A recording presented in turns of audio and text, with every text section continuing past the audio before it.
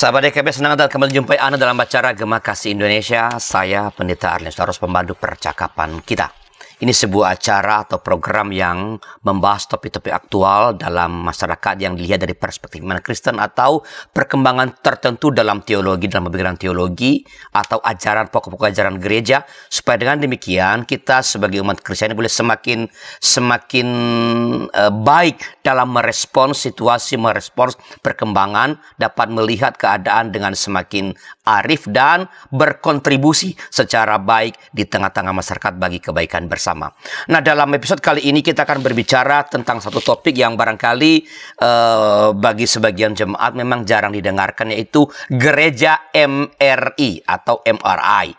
Gereja MRI, apakah ini sebuah aliran baru dalam gereja-gereja di tengah-tengah dunia ini atau apa? Nanti kita akan lihat, dan itu akan dibahas oleh narasumber kita, Bapak Pendeta Hariman Patiana Kota, kandidat doktor dari STFT Jakarta. Selamat datang kembali ke studio Pak Hariman. Halo Pak Arlianus, salam sehat. Apa kabar UKM Pak? UKM baik-baik, puji Tuhan. Kita baru saja diapresiasi oleh Mas Menteri ya. Oh. Karena berhasil menggunakan secara efektif dana bantuan dari kementerian ya, untuk MBKM, kampus Merdeka. Ya, UKM ini bukan unit usaha kecil menengah Universitas ya Pak? Kristen Maranatha.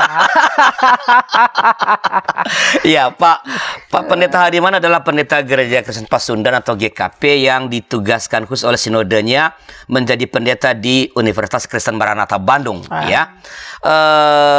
Topik kita tadi adalah gereja MRI atau gereja MRI yang masih merupakan lanjutan dari percakapan kita yang lalu dengan Pak Hariman tentang menjadi jemaat publik. Jadi bagi saudara-saudara, bagi sahabat YKB yang belum mendengarkan itu, silakan lihat, ada linknya di kolom deskripsi dari tayangan ini. Pak Hariman, karena ini sekali lagi mungkin sesuatu yang jarang didengar oleh umat ya. Saya mulai dengan istilah nih Pak. Mengapa sih istilah MRI atau MRI ini muncul? Dan apa makna yang terkandung di dalamnya sebenarnya? Iya, terima kasih Pak Arlianus dan para sahabat YKB GKI TV ya, dimanapun. Jadi MRI atau MRI itu kepanjangannya misional, relasional, dan inkarnasional. Okay. Jadi gereja MRI itu gereja yang misional, relasional, dan inkarnasional. Nah, ini disebut sebagai DNA gereja. DNA gereja. Ini ya, dari istilah kesehatan, kedokteran ya, apa DNA, MRI? Iya, jadi kalau DNA itu umumnya pasti dimiliki oleh semua kita ya, manusia, sebagai sesuatu yang unik ya, yang unik. Penanda yang unik dari setiap manusia. Ya. Nah, ketika Leonard Sweet, teolog yang mencetuskan gagasan gereja MRI ini, dia mau memakai DNA itu secara metaforik ya, untuk menjelaskan hakikat kedirian dari gereja itu sendiri. Jadi seperti DNA yang melekat pada diri manusia, gereja itu pada dirinya melekat DNA misional, relasional, dan inkarnasional. Nah, Sweet menawarkan ini ya dalam konteks gereja-gereja yang selama ini sudah terjebak dalam pola ABC. Wah, ya. Ini MRI, sekarang ABC. Ini apa ABC ini, Pak? ABC itu adalah attendance, lalu building, dan cash. Ya, jadi gereja yang ABC ini, gereja yang menjadikan ukuran suksesnya itu ya ditentukan oleh attendance, kehadiran dari jemaat atau simpatisan yang datang berkumpul di hari tertentu, jam tertentu untuk beribadah. Viewers dan subscribers. Ya, kalau yang sekarang viewers dan subscriber ya. Jadi kalau dulu itu yang penghadir ya, penghadir. Semakin banyak penghadir, maka dikatakan gereja itu semakin sukses. Mega church. Mega church ya, semakin besar, semakin sukses. Lalu yang kedua building ya. Tadi ukuran gereja yang semakin besar secara fisik, stadion, lalu dilengkapi dengan macam layar yang gede gitu ya. Itu semakin tampilannya itu semakin wow, semakin sukses lah gereja itu. Lalu cash, persembahan ya. Besar persembahan. Semakin besar persembahan, saldonya makin banyak, maka itu akan dianggap sebagai gereja yang sukses. Tapi ini bukan karena si Sweet ini cemburu terhadap ABC ini ya Pak? Oh enggak. Atau karena Pak Hariman juga cemburu pada gereja ABC ini? Bukan cemburu, prihatin. Prihatin karena gereja tidak lagi hidup sesuai dengan jati dirinya sebagai gereja gitu. Karena ukuran gereja itu kan sebenarnya kalau saya pinjam ada seorang teolog lagi yang menulis buku Transforming Church, Kevin Ford, dia bilang ya ukuran gereja bukan kesuksesan tapi kesetiaan. Ya, jadi kesetiaan. Kesetiaan apa? Untuk menjalankan apa yang menjadi panggilan gereja. Kesetiaan untuk hidup sesuai dengan desain Allah atas gereja itu sendiri. Nah, Allah itu mendesain gereja dan memberikan kepada dirinya watak ya, herediter ya, kalau kita pakai DNA tadi, misional, relasional, dan inkarnasional. Jadi gereja MRI atau MRI ini muncul sebagai respons terhadap barangkali adalah karena melihat gereja-gereja terjebak dalam gereja ABC begitu ya. Betul. Tadi ya kehadiran dan lalu buildings, lalu cash. Jadi salah menghadirkan diri begitu gerejanya. Betul. Nah, supaya lebih jelas Pak, bisa kan diberi penjelasan yang agak rinci mengenai masing-masing unsur dari DNA gereja ini. Apa sih itu misional, apa sih itu relasional, apa sih itu inkarnasional? Jadi yang pertama, gereja yang misional berarti gereja yang hidup dalam desain misi Allah ya, yang diberikan oleh Allah sebagai pencipta gereja bagi gereja itu sendiri. Dan saya perlu sampaikan bahwa watak MRI ini secara fraktal terbagi ke semua gereja, bahkan jemaat-jemaat dimanapun ya. Jemaat-jemaat gereja yang hidup dimanapun, pada dirinya dia memiliki watak MRI itu sendiri. Nah, yang misional, gereja yang misional berarti gereja itu tidak mungkin hidup tanpa misi. Nah, dari mana? Dari mana, pertanyaannya mungkin dari mana datang MRI ini? Ya. Sweet memberikan satu penjelasan yang sangat apik ya, pola kesatuan tiga. Dia misalnya memakai keyakinan gereja ya. Dia bertolak dari pengakuan iman Nisea ya. Gereja itu kan Esa, Kudus, Am dan Rasuli ya, apostolis ya. Jadi gereja yang satu itu pasti dia berwatak apostolis. Nah, apostolis itu kan sebenarnya artinya utusan ya. Ya, jadi jadi diutus, siapa yang mengutus Allah? Untuk apa? Untuk satu misi yang Allah tentukan. Maka gereja yang apostolik itu tidak lain dan tidak bukan adalah gereja yang misional. Ya, dia mengemban misi.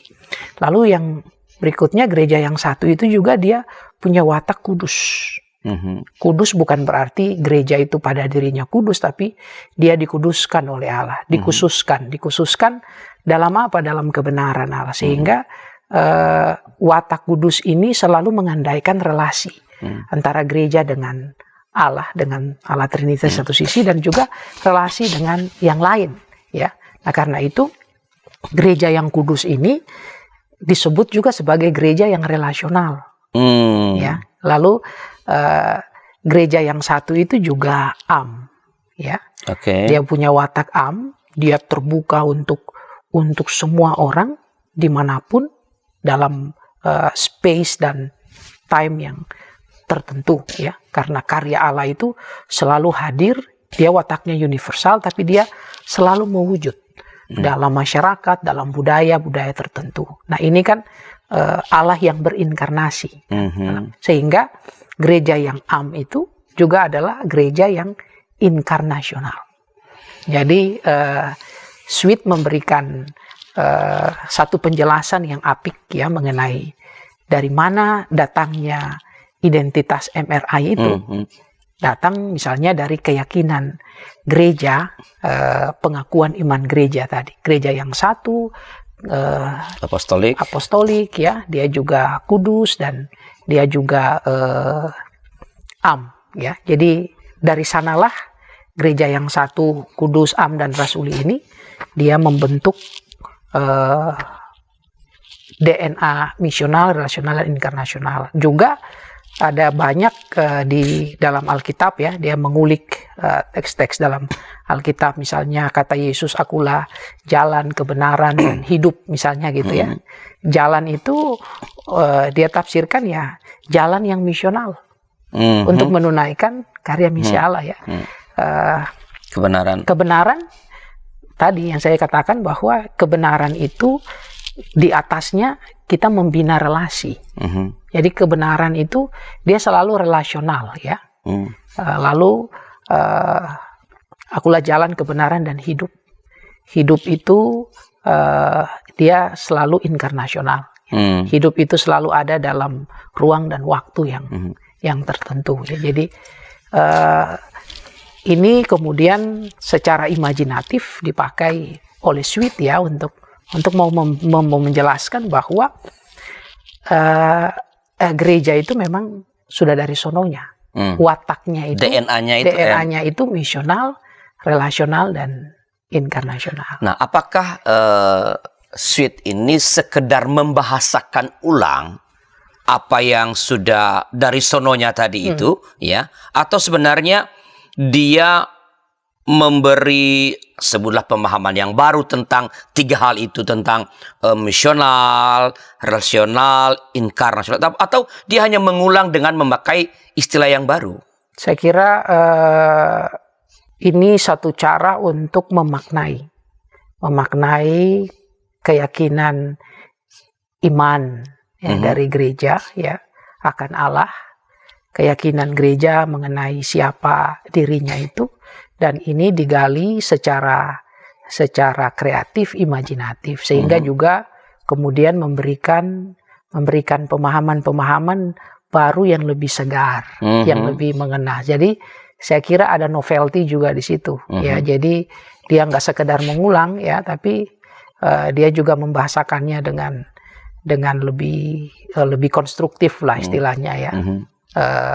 Dan membuat kita jadi mudah memahami. Kalau kita dulu biasa kalau kita bayangkan DNA ya DNA dalam diri setiap manusia kan. Tapi ini ketika istilah itu dipakai untuk gereja, ini kan mau secara kuat menggambarkan bahwa ya ini loh jati diri kamu, jati diri kita sebagai gereja. Kalau kita menjadi gereja yang ABC tadi, ini itu penyimpangan gitu ya. Jadi kalau mau sehat, ya mari kita kembali kepada jati diri kita yang sebenarnya sebagai gereja gitu. Oke, jadi sebenarnya Sweet ini mau memberikan penegasan dengan bahasa yang sangat aktual begitu, mendekatkan gagasan yang sudah ada itu kepada dunia masa kini, dan bukan sekedar memindahkan, tetapi ia mengatakan betapa ini penting. Betul. Kalau tanpa ini, tanpa MRI, gereja yang bukan MRI, maka ia kehilangan jati diri, DNA-nya, karena dia memang harus seperti itu. Betul. Nah, di manakah MRI ini mewujud secara lebih konkret setelah beberapa informasi berikut ini?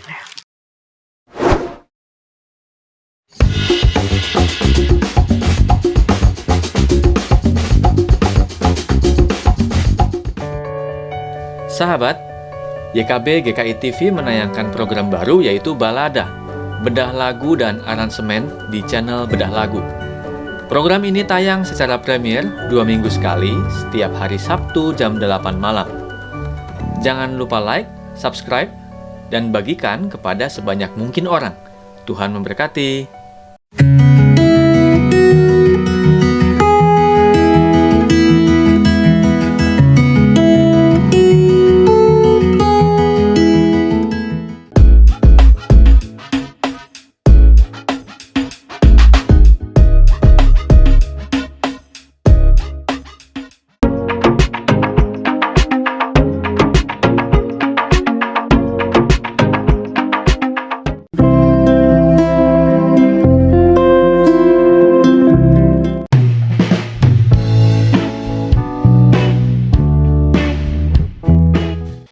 Sahabat, mari dukung pelayanan dan pekabaran Injil melalui YKB dengan membagikan link acara ini kepada sebanyak mungkin orang.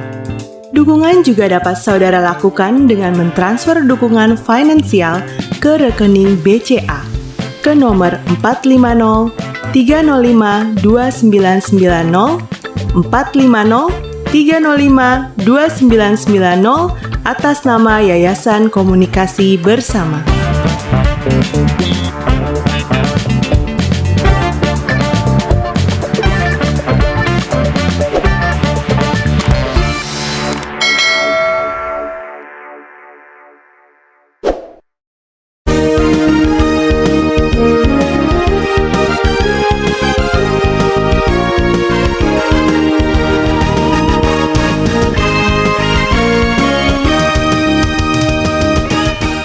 Terima kasih sahabat, masih bersama dengan kami dalam acara Gema Kasih Indonesia. Saya Pendeta Haris Larosa. Kita sedang berbincang tentang gereja MRI atau MRI bersama dengan narasumber kita Bapak Pendeta Hariman Patiana Kota, Doktor dari STFT Jakarta.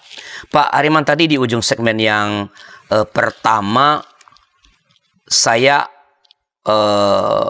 bertanya tentang di mana mewujud secara konkret nih MRI ini, Pak. Karena saya kira ada pendapat-pendapat yang mengatakan bahwa itu pertama-tama atau itu mewujud dalam gereja partikular, universal, partai lokal, itu pertama-tama di gereja partikular. Menurut Pak Hariman gimana?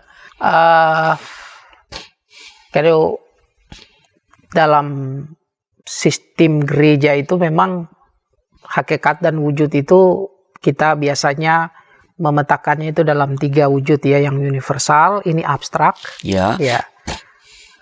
Gereja yang kudus, am dan rasul ini kan abstrak ya. Lalu kemudian dia mewujud di gereja yang partikular atau sinodal ya, sinode GKI, sinode GKP, GPIB dan lain-lain ya. Tetapi kalau kita mau jujur, yang lebih konkret itu di mana? Di gereja lokal. Gereja lokal itu ya jemaat ya, jemaat. Misalnya GKI Kepaduri gitu ya, atau GKP Tanah Tinggi, itu yang konkret. Bahkan lebih konkret lagi, kehadiran gereja itu di mana? Dalam diri anggota-anggotanya, ya, anggota-anggota gereja si A, si B, Markus, Yohanes dan teman-teman yang hidup dalam ruang-ruang publik tertentu. Nah, watak atau DNA MRI itu secara fraktal terbagi ke dalam gereja-gereja baik yang partikular, sinodal, dan terlebih di dalam gereja-gereja lokal ya, jemaat-jemaat dan orang percaya ya, anggota-anggota jemaat atau umat itu sendiri pada dirinya punya gen itu, gen MRI, misional, relasional dan inkarnasional. Dimanapun mereka berada, kemanapun mereka pergi, setiap orang percaya itu pada dirinya mengemban misi. Ya, dia harus menjadi agen misi Allah. Ya, untuk menghadirkan kebaikan, damai sejahtera sesuai dengan profesinya dia, sesuai dengan ilmunya dia, sesuai dengan pekerjaannya dia di mana saja. Nah, ini kan kemudian membuat anggota jemaat itu sama pentingnya dengan seorang pendeta yang berkhotbah setiap minggu di mimbar-mimbar gereja. Peran mereka di kantor-kantor, seorang dokter, seorang psikolog, sama pentingnya ya, sama pentingnya. mereka punya amanat, ya, punya mandat untuk menjadi pengemban misi Allah itu sendiri. Dan relasional, mereka dipanggil untuk hidup dalam relasi, ya, dengan sesama, ya, siapapun sesama yang ada di sekitar mereka, ya. Dan karena itu panggilan kita bukan bertanya siapa sesamaku manusia, tapi menjadi sesama, ya, bagi siapa saja dimanapun kita berada, ya. Jadi itu yang kemudian diwujudkan dalam karya-karya kolaboratif, ya. Orang Kristen diajak untuk bisa bekerja sama dengan orang lain dalam rangka menghadirkan bonum comune, kesejahteraan bersama di ruang-ruang sosial sehari-hari. Nah, kalau tadi tanya mewujudnya di mana? Dia mewujud dalam secara konkret di gereja-gereja lokal, di jemaat-jemaat, ya, juga di sinode, ya. Tapi dan juga hidup dalam diri setiap umat. Jadi itu melekat. Jadi kemanapun Pak Arlianus pergi, saya pergi, dan sahabat YKB pergi, ya, kita ini punya DNA MRI. Ya. Ya, tapi kan DNA itu kan Pak diketahui setelah dilakukan pemeriksaan, ya kan? Kan DNA Pak Hariman atau DNA saya kan dia setelah ada pemeriksaan laboratorium. Berarti kan ia sangat tersembunyi. Padahal kan kalau dalam kaitan dengan percakapan kita sebelumnya kan ini kan kita bicara ini masih dalam kaitan dengan menjadi jemaat publik. Bagaimana saya tahu bahwa dalam gereja lokal itu atau gereja partikular itu, apalagi dalam diri orang-orang Kristen itu, bahwa DNA-nya itu memang MRI. Leonard Sweet sudah membuktikannya untuk kita. Jadi penggalian itu sudah dikerjakan, memang ya, dikerjakan dalam ruang-ruang diskursif teologi, ya. Bahwa tadi yang saya bilang, kalau MRI itu datang dari mana? Misalnya datang dari pengakuan iman gereja, ya, yang satu kudus, am dan rasuli itu, ya. Lalu juga datang dari keyakinan gereja itu kepada Allah Trinitas. Bapa itu yang punya misi. Bapa itu yang punya misi. Lalu dalam rangka menjalankan misi Allah itu tercipta lewat apa? Lewat karya inkarnasi dari Allah dalam diri Kristus Yesus, ya. Dan Roh Kudus yang berkarya hadir dalam ruang-ruang dan waktu yang ada di dunia ini, secara dia hadir untuk memperbaharui. Jadi bahkan dari keyakinan kita kepada Allah Tritunggal, Bapa, Anak, dan Roh Kudus, itu sudah ada polanya itu. MRI. Bapa itu misional, Anak itu relasional, ya. Roh Kudus itu inkarnasional, karena dia masuk, hadir di dalam seluruh sendi-sendi kehidupan, ya. Allah itu misional. Itu gimana maksudnya? Mengapa disebut Allah itu aspek misionalnya? Karena Allah itu selalu Bapa, yang maksud Bapa, ya? Iya, Bapa. Ini secara ini cara Sweet untuk memberikan penjelasan, ya, bahwa tadi kalau ditanya MRI itu dari mana, itu kan, ya, dari keyakinan gereja akan Allah Trinitas itu sendiri, ya. Dari keyakinan gereja mengenai konfesinya, pengakuan imannya, ya. Gereja yang satu, kudus, am, dan rasuli, ya. Lalu dari aspek biblis kita melihat misalnya perkataan Yesus, akulah jalan dengan kebenaran dan hidup. Nah, ini semua kalau kita melihat pada tradisi pengakuan iman rasuli, dari sisi penggalian biblika, ya, itu kita menemukan DNA itu. Jadi DNA itu ditemukan, ya, sama seperti yang tadi, kalau tadi Pak Arlianus bilang gimana kita mengetahui setelah dites, gitu, ya. Nah, para teolog seperti Leonard Sweet ini melakukannya untuk kita, ya. Lalu kita kemudian bisa mengenalnya dan kita perlu mengadaptasikan itu dalam konteks kita.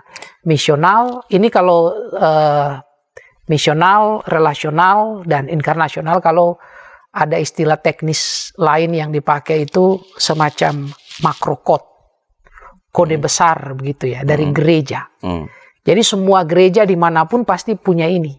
Cuman bagaimana makrokotnya ini diterjemahkan secara konkret dalam konteks-konteks khusus. Nah ini yang perlu upaya untuk menerjemahkannya, disesuaikan dengan konteks, karena setiap jemaat itu, gereja lokal itu punya konteksnya.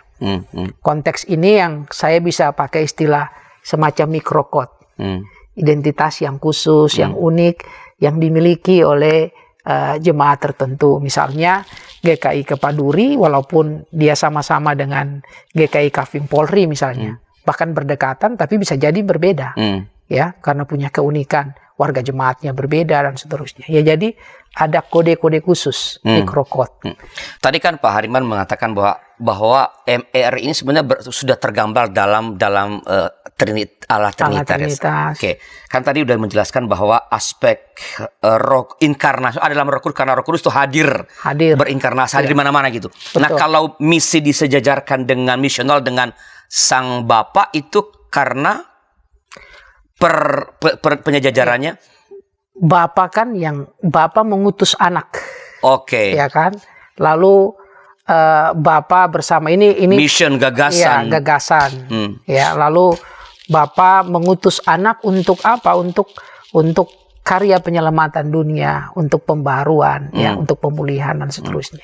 Jadi yang punya misi itu kan Allah, Sang Bapa. Gitu. Lalu dia mengutus anak, ya. Lalu anak dan Bapa mengutus Roh Kudus, dan dalam gerakan itu kalau kita lihat pemahaman tentang Missio Dei pada mulanya kan, jadi Bapa, Anak, dan Roh Kudus dalam gerakan yang sama kemudian mengutus gereja untuk mengambil bagian dalam karya misionalnya. Jadi misional itu Allah lah yang bermisi, ya, sebagai kepala, lalu kita ini dilibatkan. Relasional itu ada di anak ya. Iya. Allah berelasi, Sang Bapa berelasi dengan dunia melalui Sang Anak, lalu ia hadir dalam kehidupan orang-orang percaya, bahkan hadir di setiap sendi-sendi kehidupan, ya, bahkan di dalam, karena Allah hadir dalam dunia melalui Roh Kudus. Kalau dunia hadir dalam diri Allah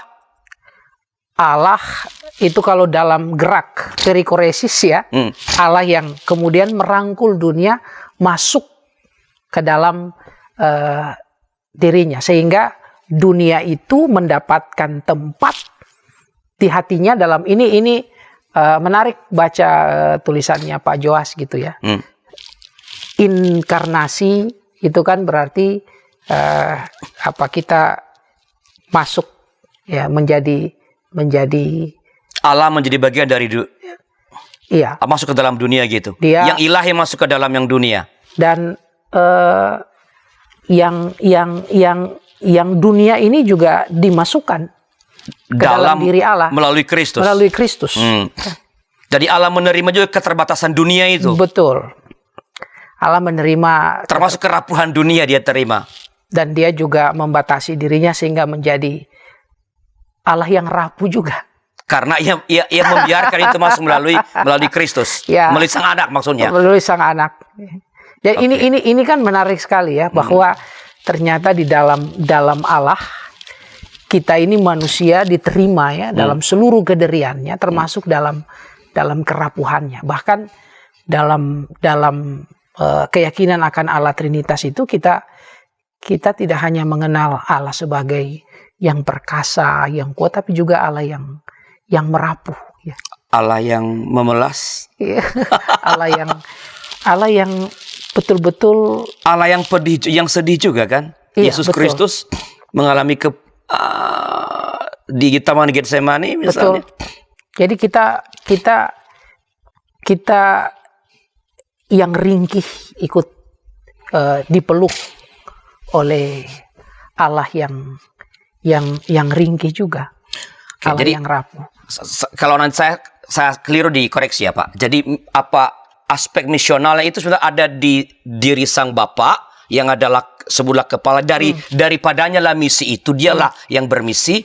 Ia merelasikan dirinya dengan dunia melalui Kristus. Dunia dibawa ke dalam tarian Trinitarian itu melalui Kristus. Lalu Sang Ilahi itu hadir terus-menerus dalam dunia melalui Roh Kudus. Betul. Itulah kesejarah antara Bapa misional, Anak relasional, Roh Kudus inkarnasional. Penggambaran yang sangat menarik, keren banget.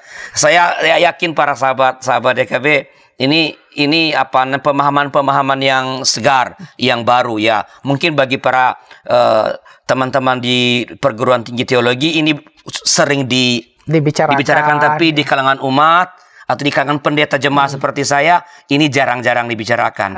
Oke, baik. Ini percakapan menarik, tapi kita akan lanjutkan setelah beberapa pesan berikut ini. Halo sahabat YKB, kami mengucapkan terima kasih Anda sudah menjadi mitra pekabaran Injil di channel YKB GKI TV. Untuk mempermudah Anda berlangganan dan menyaksikan program Ngulik Alkitab, maka pada bulan Oktober 2021 ini kami akan membuat channel Bible Study. Channel ini nantinya khusus diisi program pengajaran dan pendalaman Alkitab.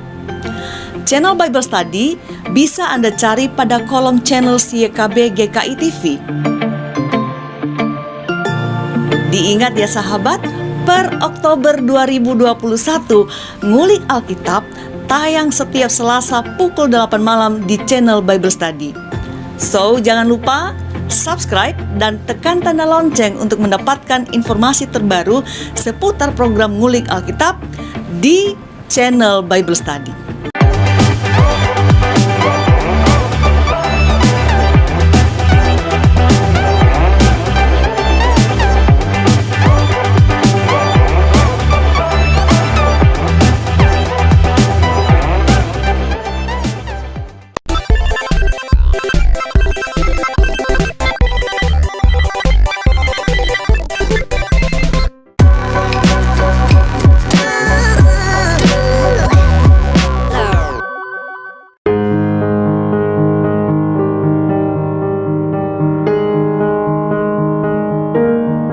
Sahabat, kami mengucapkan terima kasih karena sudah menjadi mitra pekabaran Injil di channel YouTube YKB GKI TV.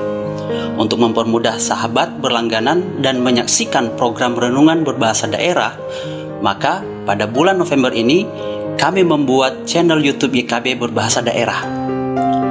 Channel ini khusus diisi program-program berbahasa daerah yang ada di Indonesia.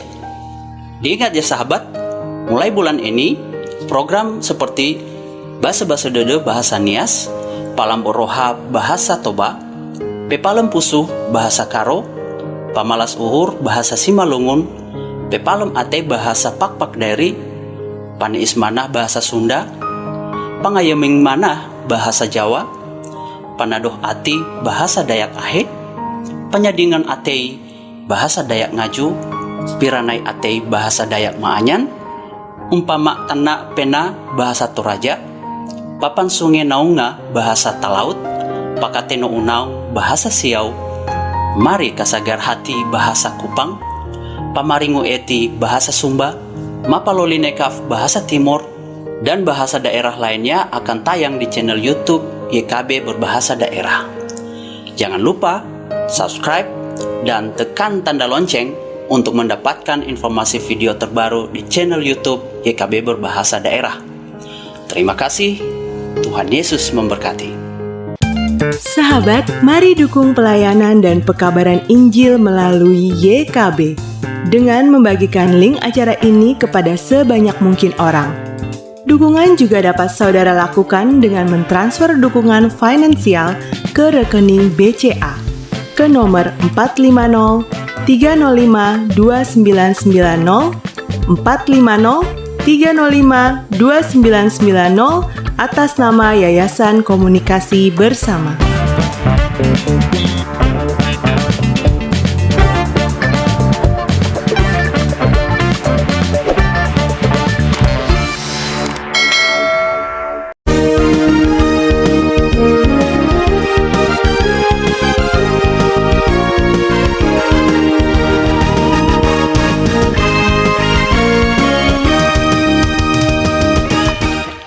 Terima kasih masih bersama kami dalam acara Gema Kasih Indonesia. Kita sedang berbicara tentang Gereja MRI di kanal YouTube GKB TV, dan ini segmen yang terakhir para sahabat. Tapi Anda masih bisa memberi komentar atau pertanyaan, silakan tuliskan di chat room yang tersedia atau di kolom komentar, dan Pak Pendeta Hariman tentu dengan senang hati akan merespons komentar dan pertanyaan Anda. Segmen terakhir Pak Hariman. Siap. Ya. Saya masih rada penasaran sedikit nih Pak. Bagaimana sih penampakan atau bentuk konkret dari MRI itu di gereja partikular dan di gereja lokal? Apakah sama saja atau apa sih? Apa ada bedanya atau bagaimana bentuk konkretnya?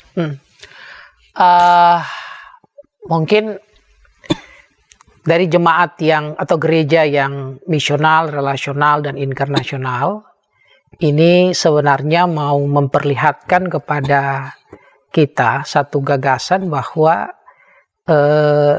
gereja itu ada bukan hanya untuk dirinya, tapi ada untuk yang lain. Dan dia mesti berkarya secara konkret, konstruktif untuk dunia.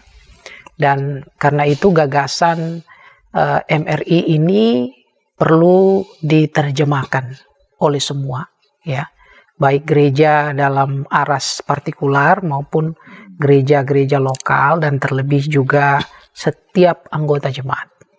Nah, dari gereja yang MRI ini, saya kemudian berpikir bahwa konsep ini sejalan dengan pemikiran jemaat publik sebenarnya. Ya.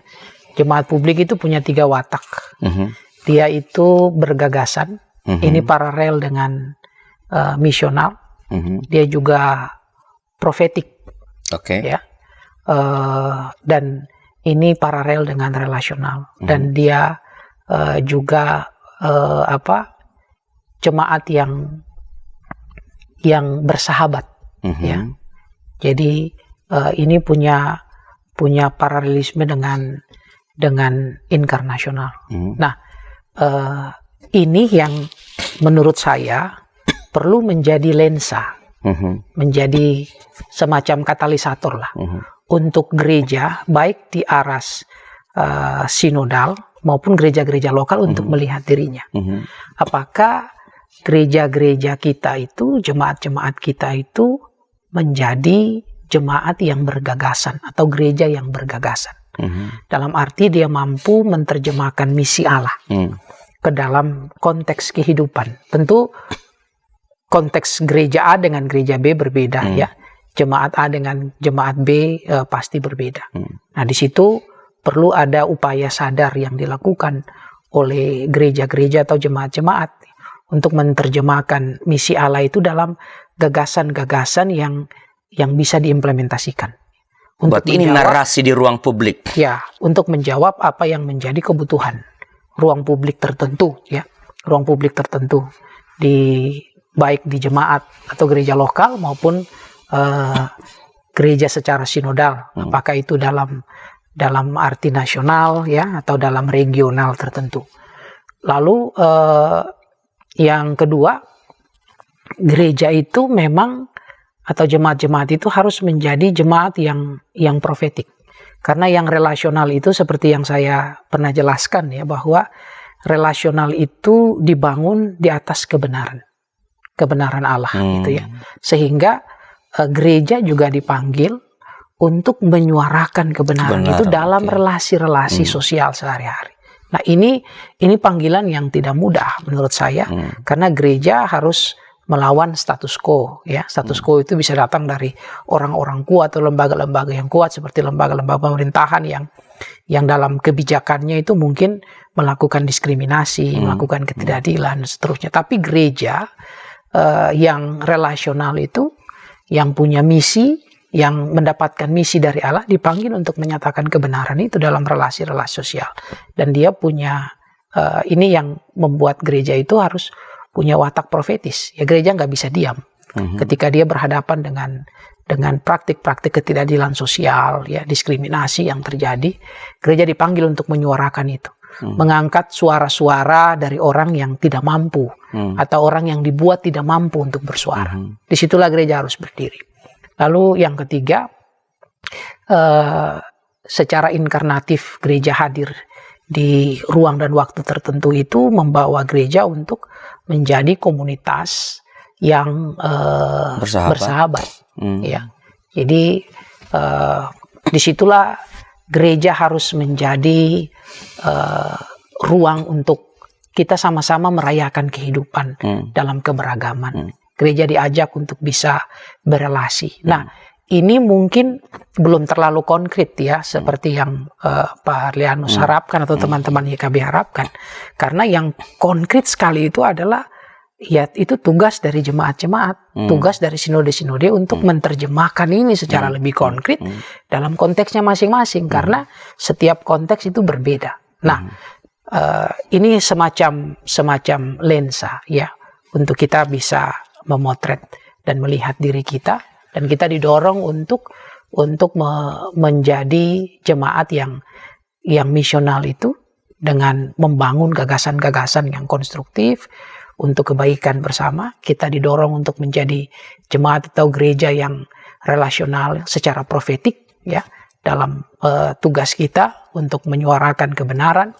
Lalu kita dipanggil menjadi gereja yang inkarnasional itu dalam laku hidup persahabatan yang kita bangun dengan yang lain. Saya kira wujud yang paling konkret itu yang masing-masing kita menerjemahkan itu ya di gereja arah sinodal atau juga di jemaat atau gereja lokal. Nah, disinilah saya kira kita diajak untuk bisa berkreasi ya secara inovatif.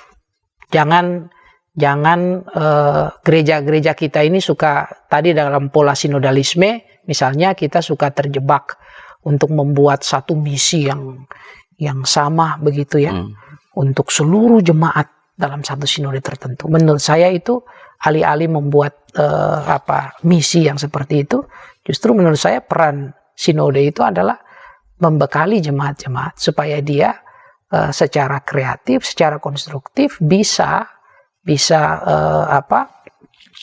mengusung gagasan-gagasan misi yang relevan di konteksnya masing-masing. Atau barangkali di level gereja yang partikular itu atau di sinode-sinode itu adalah pada level M-nya tadi, bagaimana membuat misi Allah itu menjadi dirumuskan secara relevan dalam konteks yang lebih luas ya. Dan nanti jemaat-jemaatnya melihat itu dalam bagaimana terjemahan misi dalam konteks yang lebih luas itu pada situasi mereka masing-masing. Ya. Itu bisa demikian dengan catatan bahwa persidangan gerejawi kita itu nggak menjadi forum-forum yang formalistik. Ya. Atau apalagi kalau sekedar untuk merebutkan posisi kumpul-kumpul. Kenapa? Karena sebenarnya itu kan forum-forum untuk kita menggumuli. Mulai dari persoalan lokal, jemaat-jemaat ya, persoalan di klasis, persoalan di sinode kan. Kalau saya menghayati gagasan presbiteran sinodal sederhana tuh begini. Apa yang tidak bisa dilakukan oleh jemaat itu yang dikerjakan dalam lingkup klasis. Apa yang nggak bisa dikerjakan dalam satu klasis tertentu, itu yang kemudian dikerjakan dalam sinode wilayah atau sinode ya, secara lebih luas. Nah, itu kan harusnya kan begitu. Nah, sehingga tadi catatannya adalah bahwa persidangan gerejawi kita nggak boleh hanya sebagai tempat untuk kita ketemu, lepas kangen, ya foto-foto, lalu apalagi memperebutkan kursi, tapi itu betul-betul menjadi forum gerejawi di mana kita menggumuli persoalan-persoalan gereja dalam berbagai lingkup, sehingga ketika kita merumuskan pokok-pokok pikiran misalnya ya dalam arah sinodal itu sesuatu yang paling tidak secara based on konteks lah ya. Ya betul. Nah, berarti kalau saya mengulang, jadi gereja yang misional, gereja yang mampu menerjemahkan misi itu dalam gagasan-gagasan yang relevan dengan konteks, gereja yang relasional, gereja yang punya keberanian untuk menyampaikan suara-suara kenabian, dalam relasi karena relasi dibangun di atas kebenaran, dan gereja yang inkarnasional ada gereja yang membangun persahabatan. Ya. Nah, kalau dari aspek itu tadi Pak, bagaimana Pak Hariman melihat gereja kita saat ini? Apakah DNA-nya itu sudah betul-betul mengendalikannya sehingga itu yang mewujud di dalam keseharian gereja-gereja kita? Iya, memang. Nah, ini saya kira pertanyaan dari Parlianus itu mendorong kita untuk membuat satu kajian yang lebih komprehensif ya. Dan ini mungkin pekerjaan besar kita. Semoga GKI bisa memeloporinya gitu ya. Kalau di Amerika itu congregational study itu dikembangkan luar biasa, studi-studi jemaat. Dan dari sana orang bisa memetakan gereja di Amerika itu seperti apa ya. Dari yang disebut dulu mainstream ya sampai yang evangelikal, lalu bahkan mereka sudah bisa merumuskan yang post evangelikal itu yang seperti apa, lalu yang post liberal ini seperti apa. Itu kan hasil dari satu studi kongregasi jemaat ya, studi-studi kongregasi yang mereka kerjakan. Nah, di kita ini itu yang belum ada, sehingga kalau saya mau membuat satu statement tentang itu bisa benar, bisa juga salah ya. Tapi paling tidak kalau saya mau menerjemahkan apa yang ditanyakan oleh Parlianus itu sebenarnya satu panggilan untuk kita merefleksikan kembali masing-masing. Mari kita lihat ke dalam diri kita. Apakah selama ini kita menjadi jemaat yang atau gereja yang bergagasan untuk menerjemahkan misi Allah itu ya secara imajinatif dalam konteks kita, atau kita hanya mengulang-ulang ya satu tema tertentu, bahkan tema-tema itu hanya menjadi slogan saja ya, tema tahunan, temanya apa tapi programnya apa gitu, bikin visi misi yang wow tapi programnya nggak nyambung dengan visi misi ya. Mari kita lihat apakah split semacam itu terjadi ya dalam kehidupan. Juga apakah ibadat-ibadat kita itu lebih banyak aspek ritualnya atau ibadat sosialnya. Itu kan kita harus. Yang kedua misalnya, mari kita juga jujur untuk evaluasi melihat apakah kita ini sebagai gereja senangnya berada dengan orang-orang kecil atau senangnya berada dengan penguasa. Itu ya. Berpihak kepada orang-orang yang lemah atau lebih senang kalau sebangku, semeja dengan para penguasa. Bukan juga berarti kita harus selalu berhadap-hadapan dengan penguasa, bukan. Tetapi preferential option for the poor itu mesti menjadi sesuatu yang konkret kita kerjakan ya, karena itu juga yang diperlihatkan oleh Kristus ya dalam pelayanannya. Nah, ini menjadi evaluasi kita. Lalu yang ketiga ya, dalam karya-karya kolaboratif ya, persahabatan. Nah, kita lihat apakah gak usah jauh-jauh ya. Saya pernah membuat semacam permainan, ini mengutip dari studi-studi kongregasi juga, mengajak jemaat untuk menggambar peta. Ya, peta lokasi. Ya. Ketika mereka nggambar peta, maka mereka nggak tahu bahwa di samping situ ada jemaat A, di samping situ ada masjid B gitu ya, ada orang lain di sana. Kesadaran lingkungan itu nggak ada gitu ya. Kalaupun dia gambar, lalu ketika saya tanya, kenapa kamu menggambar masjid di situ? Ya, saya gambar aja karena memang ada di sana. Tidak punya refleksi bahwa kenapa saya memilih untuk menggambar itu. Bahkan kalau kita kejar lagi lebih jauh, tukang bakso yang di depan gereja itu siapa namanya? Nggak tahu. Manggilnya ya Mang Bakso aja. Itu ya, karena itu kan berarti gereja-gereja kita loss dari konteksnya ya. Nggak kenal siapa dengan siapa. Jadi boro-boro mau melakukan karya-karya yang kolaboratif ya, dalam semangat persahabatan dengan yang lain. Bahkan orang-orang terdekat pun nggak dikenal. Nah, apakah itu masih menjadi potret kita? Nah, itu yang harus menjadi bahan refleksi dari kita semua. Iya. ini memang waktu kita tinggal sedikit Pak, tapi apakah ini kan karena kita tidak punya studi kongregasi yang memadai. Apakah itu karena gereja-gereja kita tenggelam dalam apa yang Pak Hariman bilang pada percakapan tentang menjadi jemaat itu, bahwa kita tenggelam dalam dosa unholy Trinity itu? Apakah karena itu? Bisa jadi karena memang ritualisme kita kan kuat gitu ya. Dari Senin sampai Senin atau Minggu sampai Minggu kita banyak sekali ritualnya. Lalu yang kedua klerikalisme ya. Gereja-gereja kita itu menjadi sangat penatua sentris atau pendeta sentris ya. Pusatnya itu pada pelayan-pelayan tabisan gitu. Lalu yang ketiga ya kita menjadi sangat birokratis, sinodalistik ya. Semuanya serba harus dari perintah, sinode, tunggu ya. komando. Tunggu perintah, tunggu komando. Tunggu turun dari atas. Dan harus seragam ya. Seakan-akan bersama itu berarti harus seragam gitu. Nah, ini kan akhirnya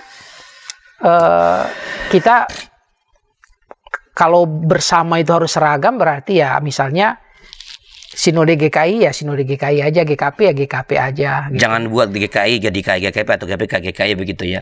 Masing-masing punya konteks dan keunikannya. Betul, tapi bahkan dalam satu sinode saja ada keunikan lagi kan. Betul. Dan kita harus mau untuk berkolaborasi. Spirit persahabatan itu yang harus kita bangun. Baik Pak Hariman, ini menarik tapi waktu kita terbatas, percakapan kita belum tidak tuntas ini sebenarnya. Betul. Tapi paling tidak saya berharap ini bisa menjadi pemicu bagi kita untuk tadi misalnya melakukan studi kongregasi, berpikir bagaimana DNA gereja ini betul-betul dapat terwujud di tengah-tengah kehidupan, baik di jemaat secara nasional maupun di lokal. Sebelum kita mengakhiri Pak, apakah ada semacam pesan pastoral kepada para pemirsa kita berkaitan dengan topik kita pada hari ini, Gereja MRI? Silakan Pak. Ya, terima kasih Pak Arlianus dan terima kasih para sahabat YKB GKI TV dimanapun para sahabat berada, menjadi gereja yang misional, relasional dan inkarnasional bukan pilihan. Menggereja secara misional, relasional dan inkarnasional adalah panggilan. Bahkan hakikat diri kita sebagai gereja. Seperti DNA yang melekat pada diri setiap manusia, setiap pribadi. Demikian juga MRI atau MRI itu melekat dalam diri gereja. Dalam aspek partikular, lokal, bahkan setiap anggota jemaat atau umat. Jadi mari kita wujudkan MRI itu dimanapun kita berada, apapun profesi kita, apapun panggilan kita, ingat bahwa kita ini orang yang mendapatkan tugas khusus dari Allah. Baik, terima kasih Pak Hariman atas pencerahan yang sudah diberikan. Saya percaya ini menolong kita ya untuk terus berpikir bagaimana betul-betul kita menjadi gereja yang ber-MRI, ya, misional, rasional, dan inkarnasional. Dan para sahabat, itulah percakapan kita pada episode kali ini. Bila ada masukan-masukan, silakan kirimkan kepada kami melalui nomor 0812-8188-9191. Sekali terima kasih dan sampai jumpa pada episode yang akan datang. Tuhan memberkati.